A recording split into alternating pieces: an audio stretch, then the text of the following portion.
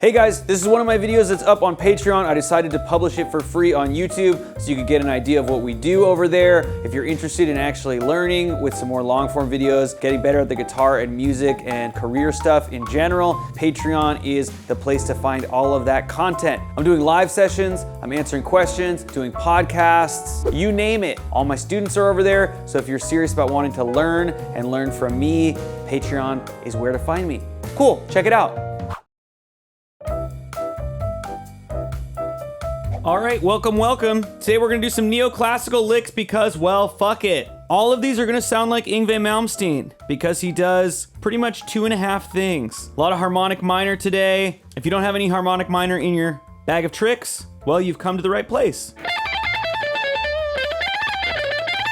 Again, since this is a lick learning one, if you haven't checked out the lick learning primer about how to transpose these to different keys and what to do when you're learning licks, please check that out. You'll get the most out of these lessons that way. Otherwise, onward and upward. Okay, we're gonna dive right in. Neoclassical, that's like shred metal, but classical note choices, classical inspired. So if you've heard of Yngwie Malmsteen, it's definitely the most famous neoclassical guitar player. And he was influenced heavily by Ritchie Blackmore of Deep Purple. That's one of the earliest, if not maybe the earliest example of mainstream neoclassical playing. So lick number 1. This is gonna be an A harmonic minor, as a lot of these are.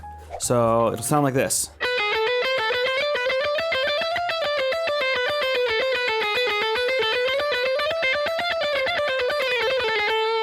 So we'll start from the 9th, the second note of the scale. So we're starting on a B. Doing 16th notes, so we're gonna go 7, 4, 5, 7, 8. 5, 7, 8, 10, 12. Scoot to 13, and then we're gonna back down our scale.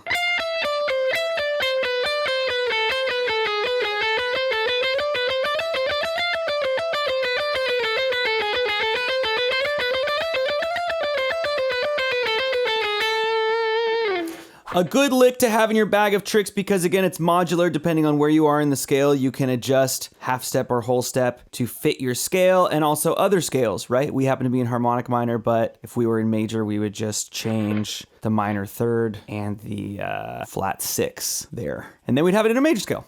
So that's nice. Okay, so there's one. Lick number 2. This one is gonna be in D harmonic minor. And I'll give you a couple variations on this one. This is gonna start on the and of one, so it'd be like 1 and 2 and 3 and 4 and 1 and 2 and 3 and 4 and 1 and 2 and 3 and 4. So it's really the pattern that makes this neoclassical sounding. Obviously harmonic minor helps, but if we played a major scale and went, still sounds classical. The fact that we're bouncing back to that pedal point, this 5th here, this A note, that really has a classical sound and feeling to it.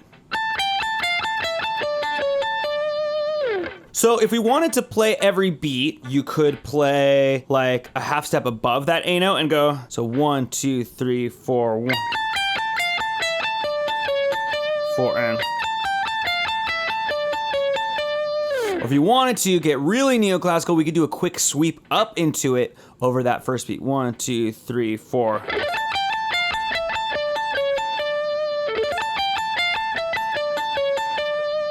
Or, want to get really crazy, we could do this descending sweep from 16, then down to 14. Check this out on the G string.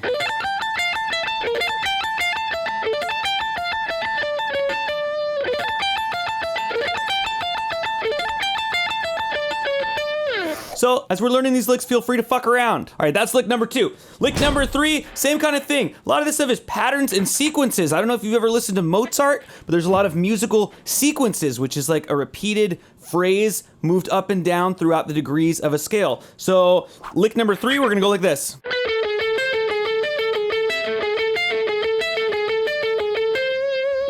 We're back in A minor again, A harmonic minor. So not necessarily reverse of the other one, but it feels like we're just doing the opposite motion of what we had before. We're starting again from the 9th, then to tonic and our leading tone to our G sharp. 12 on B, 14 on G, 13 on G, back to 14 on G. Then 13 on B, 15, 12 on E, 13 on E,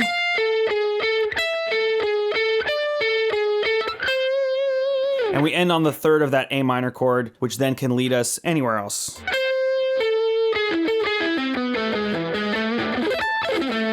Cool. And again, you could do that pattern with any scale, anywhere. It's really like the pattern is kind of the thing that's important beyond the fact that we're doing it with harmonic minor. Okay, so this is a really common Yngwie lick. This is called the 6-note pattern. We'll do this one in D minor. Sounds like this. We're just using the first 3 notes of a minor scale. We have our D, 10th fret, then E, then F. We're starting on the 3rd. 13, 10, 12, 13, 12, 10. And we're just doing that back and forth.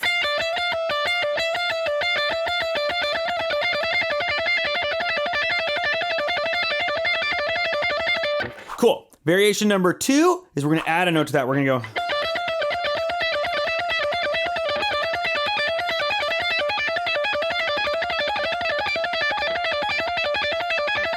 So are we in D minor anymore? No, we're back in A harmonic minor. Check this out. So we've got the leading tone, and it's gonna lead us back to that A note. So we've got 13, 10, 12, 13, 12, 10. And then instead of that first 13, we're gonna play this G sharp at 16.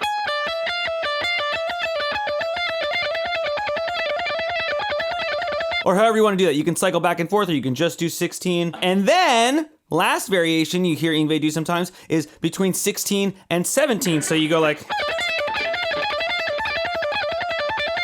So just bouncing back and forth between 16 and 17 with your pinky, and the rest of your hand is playing in between. So we've got.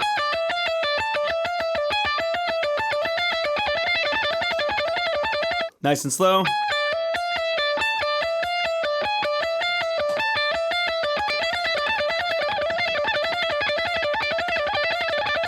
Okay, great. Next, let's get into some sweeping stuff. So here are some A minor triads in different positions up the neck.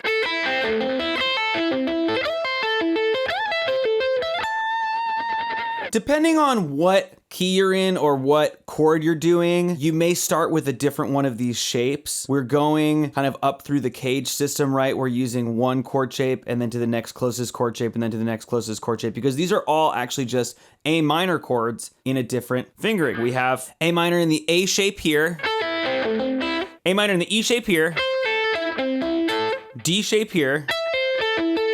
You could call this the C shape if you wanted, but A minor in the A shape again here.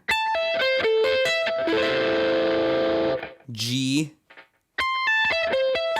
Okay, next we're gonna do diminished triads. These ones are really easy and you hear them a lot in this kind of music because they repeat every 3 frets, so it's a really easy one to get in your fingers. So we're going 4 on E, 1, 3 on B, 4 on G. Then we're just gonna scoot that whole thing up 3 frets. And we have the same notes, just now in a different order, what's called an inversion, where the bass note of the chord is now moved somewhere else. Cool. Last one on the sweeping is just one big A minor arpeggio. So this works like, you know, to finish a lick, right? Maybe you're not a great like cyclical sweeper, but maybe you're doing, I don't know, 12 to 15 on A, 14, 14 on DG. Just arpeggiating this A minor in the A minor shape, right? Look at that. And then pinky on 17. Pull back, pull off.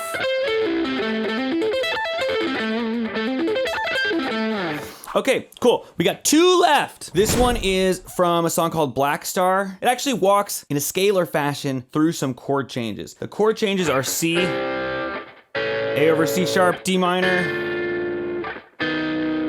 B over E flat, and then E minor. So it sounds like this.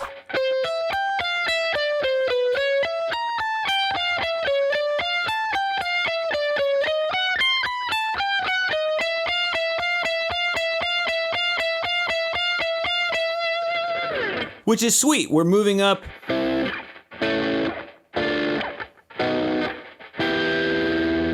And you can clearly hear that outlined in the chords.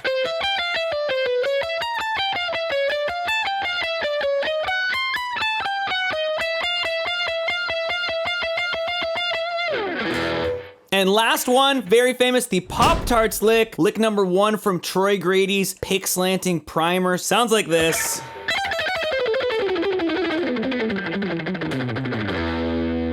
And we'll follow all the way down to the low E string just to wring as much milk out of this teat as possible. So really slowly, sounds like this.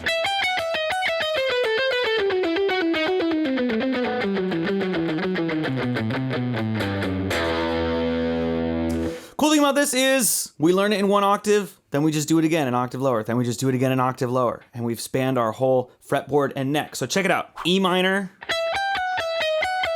harmonic minor, right? Because we're doing neoclassical. So 12, 15, 14, 12, then down to 11, 11, 14, 12, 11, then jump to 13 with your pinky, 13, 12, 10, twice, and then 12, 11. So phrase starts over. Phrase starts over. And then a big position shift. But hopefully we're playing so fast that that position shift is just fucking a slick, oiled NASCAR track in the rain. You know what I mean?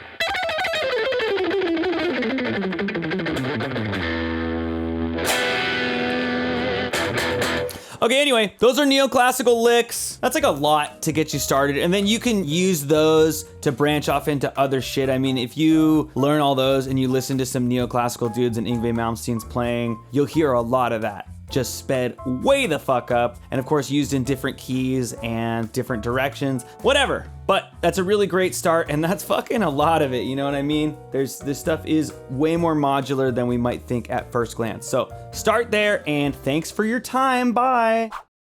Wow, did you learn something? If you enjoyed that, check out the Patreon for more. We're dropping videos like that literally every single week. We have a humongous back catalog that we just keep adding to. We can't stop. We're addicted to the shindig. We'll see you on Patreon.